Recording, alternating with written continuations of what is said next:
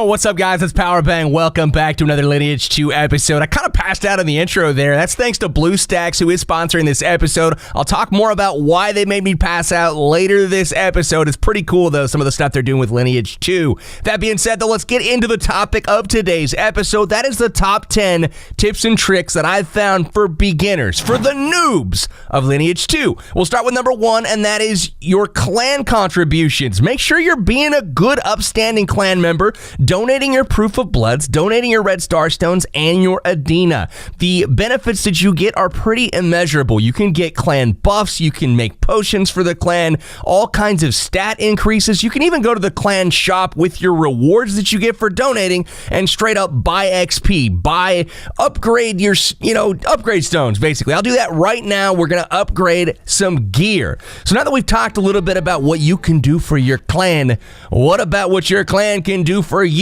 And I think the number one thing is huge experience from the fireplace that's in your clan hall. All you have to do is be a level 5 clan, which you have access now, the clan hall, and then you're going to get kindling. I'll explain how to find that in just a moment, and light up your fireplace. You can invite your clan members as well as any allies that you have to the fireplace, and they're going to get free experience all the whole time while that fireplace is lit up. And as you can see, more members equals more experience bonus. So when it's active, check out right here below me, 3,087 EXP per tick. Every 5 seconds you're getting that. It's huge. So I literally gained a whole level by sitting in front of the fireplace for like 20 minutes. I know that seems weird, but it'll help you pass the leveling wall we'll talk about in a minute.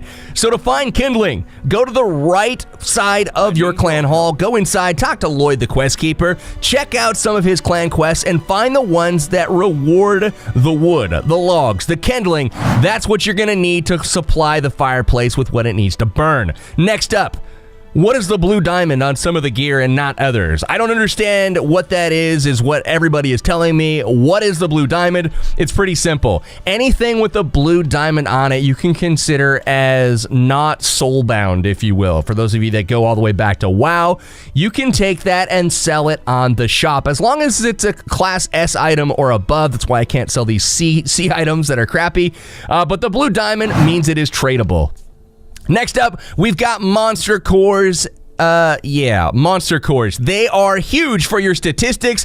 You can actually find these monsters by opening up your mini-map, going to the monsters tab, and then looking through the zone to see what monsters you might like to take out. Each of these has different stats associated with its core. So click around, you can see the red dot on the map will actually pop up to show you where those are located, and they spawn periodically in the zone, with the more rare ones taking longer to spawn. You can see Vapar there, 51 minutes until he spawns. So, Sabertooth is who we select. We click go to, it'll automatically run there, which is super nice. And then while we're running, let's go ahead and take a look at the Monster Codex. So you can open up your challenges, go to Monster Codex, and then you can actually look through the zones on the left, find the monsters that are associated on the right, and you can see as you get these codexes, you can register those on the cards. And when you do that, if you get a full codex, you're going to get that card kind of unlocked and get the stats that come with it. So as you can see, we got Necros here at crit rate 26.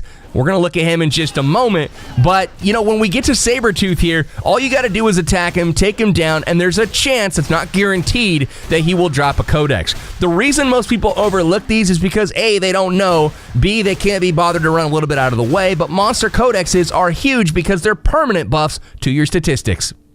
Next up, we've got summoning.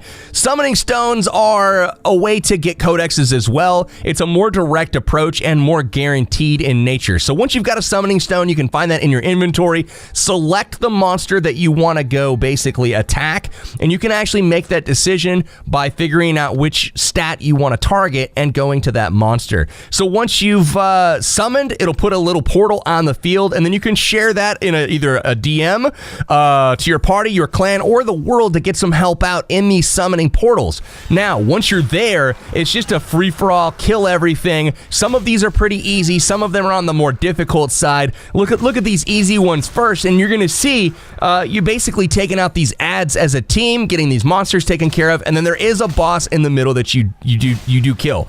Next up, we've got Necros cores, which you can see popping up on the screen. Those are the monster codex for this particular dungeon, and you're able to take these and register them after the fact. So you kill all the mobs and try to do this before the time limit runs out. The time limit is usually well over what you need, but once you've killed all the monsters, you can see right on the screen it says all the monsters are dead. You can leave now. So click the leave button, and we'll go back to the main world at the summoning portal that you went into. You now come out of it. We can open up the monster codex section again and actually check out how we did. So we'll go over to the left side here. You'll notice that we were in the Elven Ruins 2 area, and we went after Necros. So you click Codify because you got a bunch of those codexes, and you actually get some statistics for that. Some crit rate does go up, and we do have 14 out of 15 for the next level. We're going to go ahead and register those, and now the next time we get a Necros codex, we will get more crit. So there is higher level dungeons for the summoning stones as well, and you're going to see those on the screen right now. You got Silverbeard, which is an S class, and he is kind of like the big bad boss that you got to take down. So all kinds of variety there. Do the summoning stones. Next up, I've got some advice for you on your level 30 class quest. Once you hit level 30, they're going to ask you what direction you want to go with your class. Do you want to be ranged? Do you want to be melee? Do you want to be damage dealer? Do you want to be healer? Do you want to be a tank? Do you want to be DPS? All of these things are super exciting. And you also want to do your arenas all the time and be a champion. Well, I'm warning you, do not do all of your arenas when you're at level 30 because they're going to ask you to do one as part of your quest, and you will not want to wait a full day. I promise you, save one of your attacks in the arena for your class quest at level 30. Next up, we've got our skill tree. After you do your class quest at level 30, you will get Sand of Oblivion. It is a potion which wipes the slate clean. All of your skills are gone, and you're going to be able to respec in basically based off of whatever direction you chose. Like maybe you're a ranged attacker now, you probably want to use your ranged skills, which you didn't have access to before. Get rid of all the melee stuff. Go spec how you need to. That being said, let's look at the specific things you can do with your skills in the different decks that you have. At the bottom right of your skills, there is a blue bubble with a number in it. That is the number, similar to like Clash Royale, of your deck. You can switch decks, which is going to switch your gear. It's going to switch your battle settings. It'll switch your skills. It'll even switch the settings on your skills. You can click the blue dot on your skills themselves to tell it whether or not you want to auto use that skill when the cooldown is done. This is super helpful for when you're auto battling. Sometimes you don't really want to auto battle because you're going to pull way more monsters than you can afford to, and you'll end up dying. So that's how you can control those using your skill section. Next up, there's a leveling wall, which you're going to encounter often in this game. And there's ways to bypass this if you plan and are smart. First is using the quest scrolls that you get offered on the left side of the screen, where it says subquests available. Once every single day, you'll get up to 5 subquests that you can get from scrolls. These are just like normal quests. You go out, you kill some monsters, you go to a place and defend it for a few, go back, and you turn your quest in. You're going to get a ton of experience, though, 40,000 in this case, for doing this quest, and that is going to power you through. You can do this 5 times, and you can actually reset those if you choose to. In addition to your daily quest scrolls that you're going to want to do, you also want to make sure that you do your daily quests. They're super easy. Things like defeat 75 monsters. Anybody can do that. You can do it in your sleep. Make sure you do your dailies. Make sure you do your weeklies, which are a little more complex than dailies, but you can do up to 10 of those each and every day. And you also want to make sure that you're not missing out on your clan quests or your solo clan quests. That gives you an opportunity to help out the clan and yourself. Next up, you gotta filter your loot items. I have had so many people reach out and say, man, it's super annoying. I don't have a lot of inventory space, and it's always filled up with crap gear. So go to your settings, the battle tab, and set the minimum grade that you want your character to loot off of dead bodies. And you can actually click the grade. B is like a nice one for starters. You can click B, and now only B items and higher will be picked up by your character. No more bags full of C loot. Next, we want to tweak auto battle a little bit. Instead of sometimes when your character's running crazily after everything and pulling mobs that you really don't want to be fighting right now and ultimately you die because of it, you can actually change the settings here by again going to your settings, going to your battle tab, going down to auto battle radius. You can do melee, close, distant, or no limit. Melee is basically stand still and attack anything that comes into your range. This is great in high level dungeons or elite mobs that you don't really want to pull. And you can also do further out, like you're seeing here on the screen, where when you do kill a monster, it's going to run a heck of a long way, especially if no limits on, and just continue to attack. This is great for auto farming the dungeons. That is your bonus BlueStacks play of the day. And essentially what I do, the reason I mentioned BlueStacks specifically, is because I tried this the very first night the game came out, and that is auto farming, turning on your auto attack, going to a dungeon where you can loot Proof of Bloods, as well as the Red Star Stones, as well as Adina, as well as great XP, and, you know, we wake up in the morning, wow, you've got a lot of progress on your account, and you actually didn't even play it. But I noticed my phone was burning up, so I decided to hop on BlueStacks and run it through my computer, and it's just a super fun way to power level your account.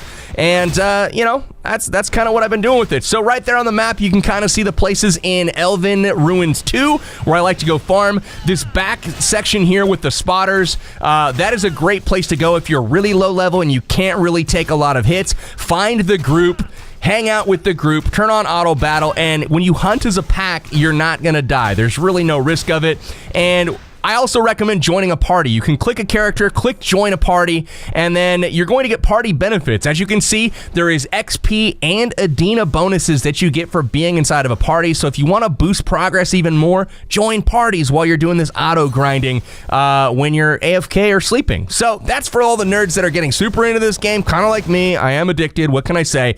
Another spot that you can do this auto grind AFK action is in the Ant Nest 1.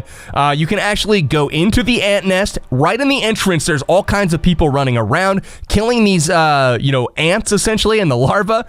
What you want to do is look around for the Thundering Herd. You'll see what I mean in just a moment. There it is right there. There's the Thundering Herd. Those are all of the people that are AFK farming. And you want to go stand in the middle of that group, and you want to click the auto attack button, and pretty soon you will be grouped up with them. So auto-attacking and grinding is a fantastic way to boost your experience on the account overnight. It's one of my best tips, and I highly recommend BlueStacks for it because it doesn't burn your phone to a crisp by having the battery pushing a high-powered game all night. And for God's sakes, don't forget the chests in the Adina dungeon. There's chests in addition to the dragon that everybody wants to stand still and kill. Don't forget to go shoot the chest 3 or 4 times. They'll open it up. You get the loot, get out of there, max out your efforts when you go to the Adina dungeon. Little extra tip there, because I love you. Hopefully you enjoyed all these tips for beginners on Lineage 2 Revolution. Make sure you subscribe to the channel for more tips and tricks. They will be coming up in the near future. Guys, thanks again to BlueStacks for sponsoring the episode. I will catch you guys in the next one. Take care.